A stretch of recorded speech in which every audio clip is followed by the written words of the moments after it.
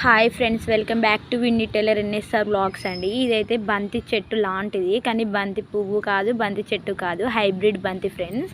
Same బంతి పువ్వు లానే ఉంటుంది ఫ్రెండ్స్.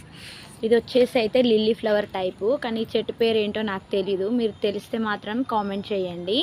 ఇదైతే చాలా బాగుంది ఫ్రెండ్స్. ఈ చెట్టు అయితే మీకైతే ఇలాంటి చెట్ల వీడియోలు మరెన్నో పెడతాను. ఇవైతే మా అమ్మ వాళ్ళ ఇంటి దగ్గర ఫ్రెండ్స్.